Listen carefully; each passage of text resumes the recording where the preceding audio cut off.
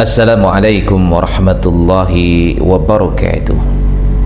Bismillah, alhamdulillah, wassalatu wassalamu ala rasulillah, amma ba'du. Selamat berjumpa kembali di AJ Dakwah TV. Semoga kita semua senantiasa diberikan kesehatan dan keberkahan oleh Allah Subhanahu wa ta'ala. Amin ya Allahu ya Rabbal Alamin. Di video kali ini kita akan membahas tentang job fair yang diselenggarakan oleh pemerintah Kabupaten Bekasi. Tepatnya dilaksanakan pada tanggal 27 Mei 2025 pada hari Selasa yang lalu. Tempat atau lokasi diselenggarakannya job fair ini adalah di Presiden University Convention Center Jababeka. Dan jumlah lowongan yang dibuka yang pada saat itu adalah kurang lebih untuk 2.517 calon tenaga kerja. Tetapi ternyata di tempat itu hadir lebih daripada 25.000 tenaga kerja, sehingga kemudian terjadi tumpukan manusia yang berdesak-desakan, yang berebut untuk mengambil antrian, yang mengakibatkan banyak orang yang pingsan. Dan sempat terjadi keributan di antara sesama para pencari kerja tersebut. Nah, berita ini kemudian menjadi viral dan akhirnya sampai ke telinga Kang Deddy Mulyadi. Maka kemudian Kang Deddy Mulyadi memberikan sebuah arahan bahwa pemerintah Provinsi Jawa Barat akan membentuk satu format dalam rangka rekrutmen tenaga kerja. Nah, inilah yang merupakan sesuatu fenomena yang terjadi di negara kita ini, di mana ternyata angka pengangguran begitu tinggi, angka pencari kerja begitu tinggi, sedangkan lapangan kerja sangat-sangat terbatas. Bayangkan saja, lowongan kerja yang dibuka 2.500, tetapi yang hadir 25.000 orang lebih. Ini artinya bahwa banyak orang yang memang tidak memiliki pekerjaan.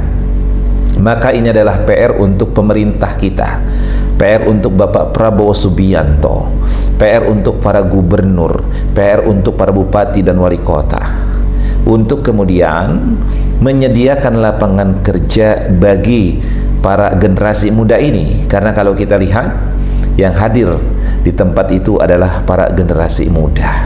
Berdasarkan hal tersebut, maka ada beberapa hal yang bisa kita analisa. Yang pertama adalah bahwa jumlah orang-orang pencari kerja ternyata itu sangat banyak dan sangat besar di negara kita ini. Sedangkan jumlah lowongan kerja itu sangat terbatas. Artinya apa?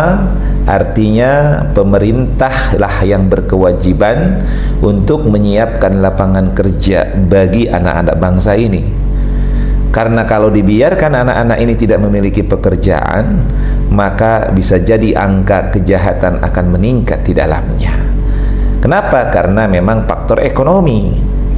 Tapi kalau seandainya pemerintah mau dan bisa dan harus bisa menyediakan lapangan kerja untuk para pencari kerja ini, maka angka kejahatan itu akan mampu kemudian diminimalisir. Nah, inilah yang harus diupayakan oleh pemerintah. Ya, karena kalau kita lihat memang luar biasa. Lulusan-lulusan dari SMA ini memang banyak yang kemudian mencari kerja.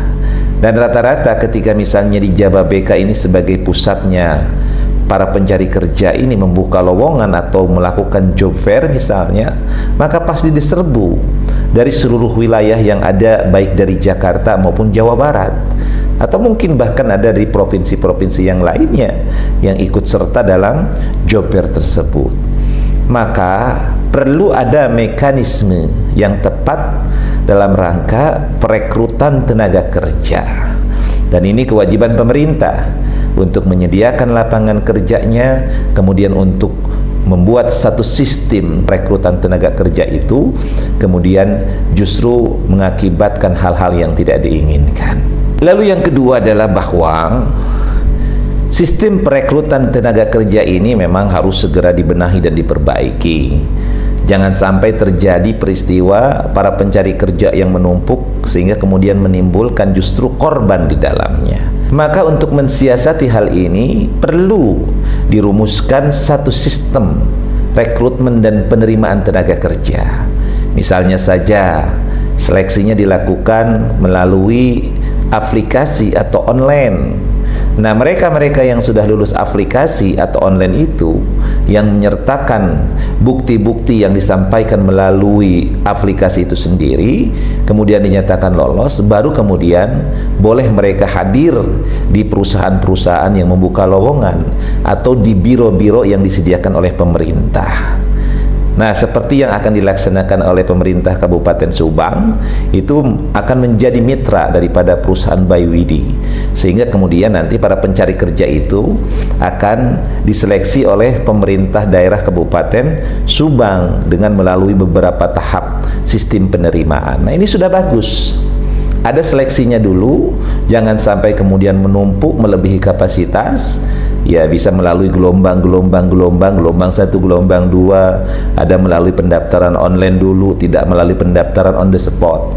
Bisa diatur sedemikian rupa sehingga kemudian seleksi itu tidak menimbulkan masalah yang justru dengan adanya seperti yang terjadi kemarin di Jababeka itu menimbulkan masalah.